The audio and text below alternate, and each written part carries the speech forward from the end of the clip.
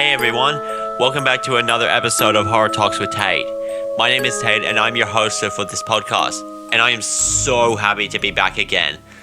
In this podcast, we plunge into the depth of intricate plots, delve into rich character development, thematic elements, explore director's cuts, and so much more within the horror genre.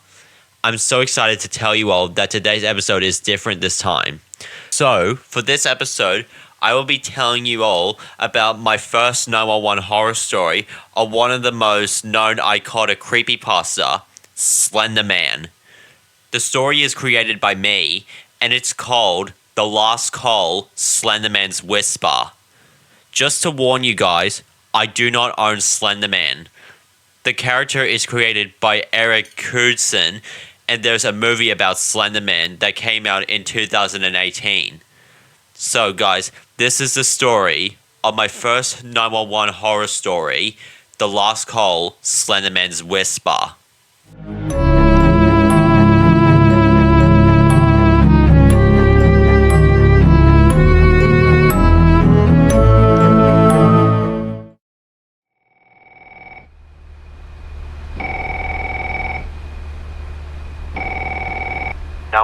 What's your emergency? Hello? I think something's in my house. Sir, calm down. Can you tell me your name and address? My name is James. James Miller. I live at 28 Oakwood Drive. Please, you need to send someone now. Alright, James. Calm down. Can you tell me what you saw? I don't know how to explain it. He was just standing there in the backyard, staring at me through the window. He was tall. Like unnaturally tall. Did he say anything to you? Is he still there? No, he didn't say anything. I blinked and he was gone. But I could feel him, like he's still watching me, waiting. I don't know what he wants. James, are all your doors and windows locked? I think so. Oh God, I don't know. What if I missed one? He could be inside right now. James, I need you to stay calm. I'm sending the police to your location. While we're waiting, can you carefully check that everything is secured? Stay on the line with me. Okay. I'm checking the back door now.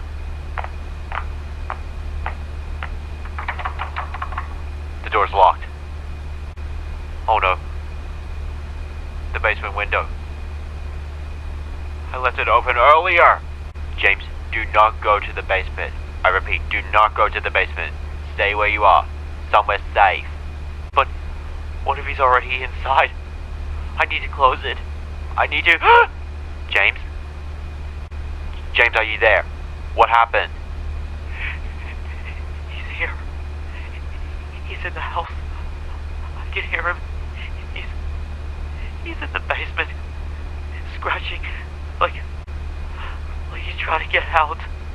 James, you need to find a room with a lock and stay there until the police arrive. Do you have somewhere you can go? Yes, the bedroom. I'm going there now.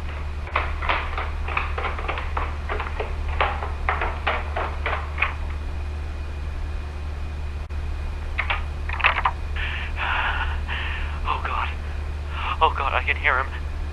He's moving up the stairs. How is he so quiet? It's like he's floating. Please, you need to hurry.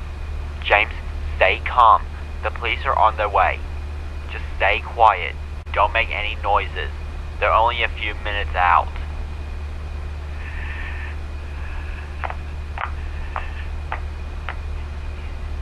He's at the door. I can see the shadow under the door. He's just standing there. Please, don't let him in. Please. James, stay as quiet as you can. Help is almost there. Just hold on a little longer. I can't move. I can't do anything. He's right there. Why isn't he opening the door? Why is he just standing there? James, are you still there? He's inside. How did he get in? Oh God. He's right behind me. I can feel him. Please help me. I don't want to die! James? James, can you hear me? James!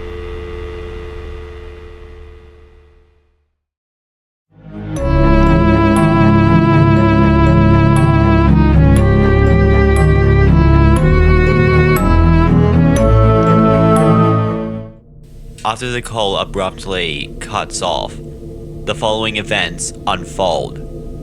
The police arrive at the scene within minutes of the call being disconnected.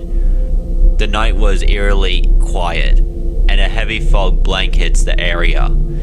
As they approach the house, they notice that the front door is slightly ajar, creaking as it sways in the breeze. The officers exchange nervous glance before exhaustedly entering. The interior of the house is in disarray, furniture overturned, pictures crooked on the walls, and an unsettling chill in the air.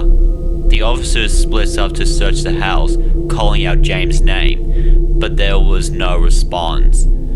As they move through the house, they find no sign of forced entry or any struggles, except for one room. The officers reached the bedroom where James had locked himself in. The door was still shut, but when they opened it, they find the room empty.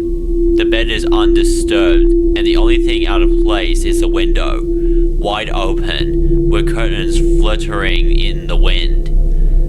One of the officers steps closer and notices something peculiar on the floor near the window.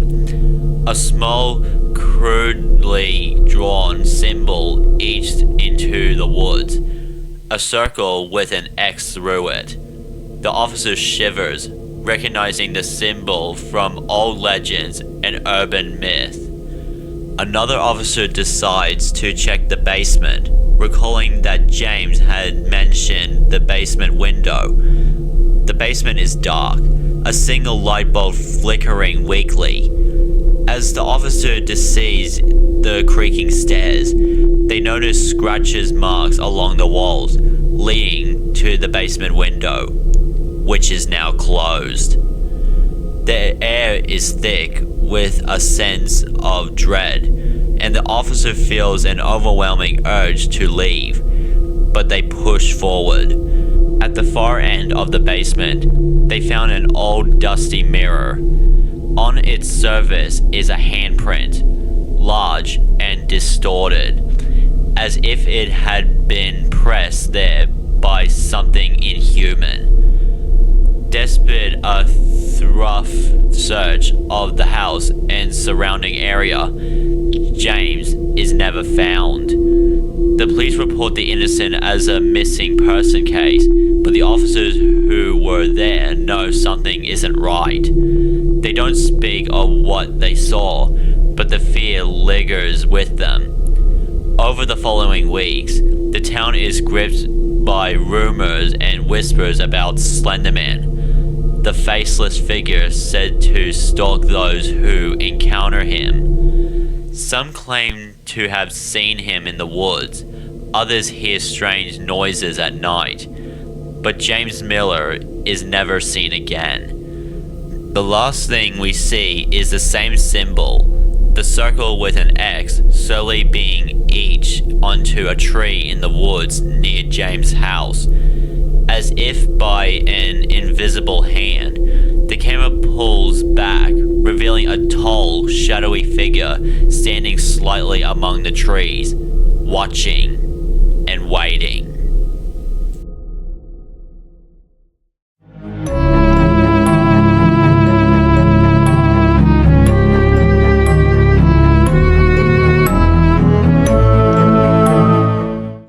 Well, everybody, there you go. That was my first story that I created, The Last Call Slenderman's Whisper, and I hope you guys really enjoyed this story. Well, this concludes today's episode. Thank you guys so much for listening to this episode, and I will be back next time. And don't forget, if you guys want to know about what my other number one horror story will I be creating, go follow me on Instagram, Facebook, and Twitter to find out what other episodes I'm going to make, and then you will be surprised by them. Don't forget to follow me on TikTok if you want to see like any viral videos for comedy or any horror ones. Well, about comedy ones, I'm talking about like putting my favorite horror villains in a comedy show. And also don't forget to subscribe to my YouTube channel for horror movie trailer reactions. And I'm still working on re-releasing my episodes. I might like re-record them and like I might be like doing like videos of me talking about them. And like I say, I will be doing clips and images to show you all what I'm actually talking about. So I hope you guys enjoy it when I get them released very soon. Well guys, thank you so much for tuning in as always. And just remember, if you're calling a 911 officer, be sure to do what they're saying and always try to stay calm when you're in these kind of situations. And let me know in the comments what other horror villains you want me to put in. Thank you so much for tuning in, and I will see you next time.